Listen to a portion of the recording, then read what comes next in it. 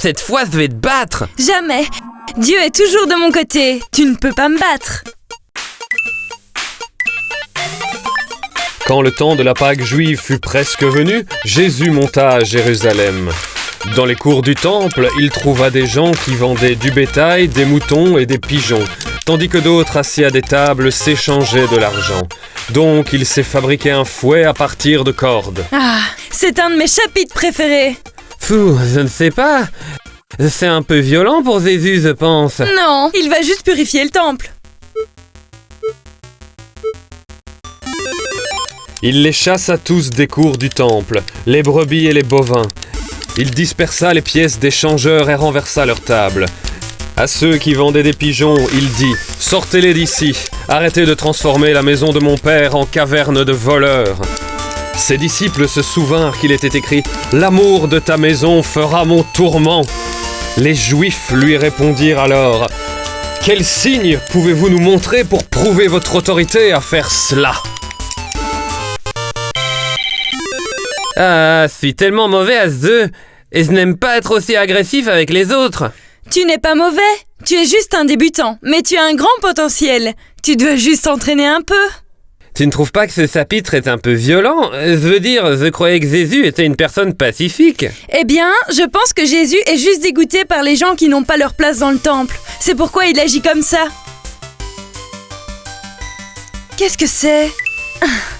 Ahmed veut encore rejoindre notre communauté en ligne des aventures d'iChrist.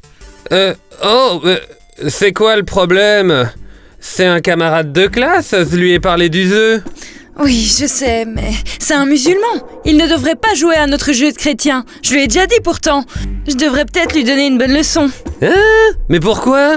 C'est comme le chapitre de notre dernière partie. Les marchands qui n'ont pas leur place dans le temple, c'est comme les autres croyants qui ne devraient pas jouer à notre jeu de chrétien. Oh, mais qu'est-ce qui te fait dire ça, Sarah? Ah, papa! Eh bien... Jésus nous a enseigné que nous devions débarrasser la demeure de Dieu des faux croyants. Ahmed est un musulman, donc il n'aurait pas sa place dans le temple non plus.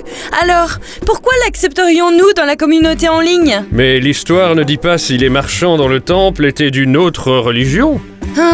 Ouais, c'est vrai. Mais pourquoi Jésus serait-il en colère alors? Je pense que Jésus veut signifier son dégoût envers les gens qui n'ont rien à y faire. C'est pourquoi il les jette hors du temple. Était-il vraiment en colère? Peut-être qu'il était juste bouleversé par ce qu'il avait vu. Je suis sûr que les marchands n'auraient pas été expulsés s'ils étaient là pour prier. J'ai pas compris. Eh bien, le temple était un lieu important où les Juifs se rendaient à cette époque pour des rituels tels que des sacrifices d'animaux. D'après toi, pourquoi Jésus s'est-il rendu au temple? Il dit aussi que c'est la maison de son père. Il voulait peut-être être là pour adresser ses prières à son père. Et que pense la foule de Jésus? Il se demande pourquoi il a fait ça.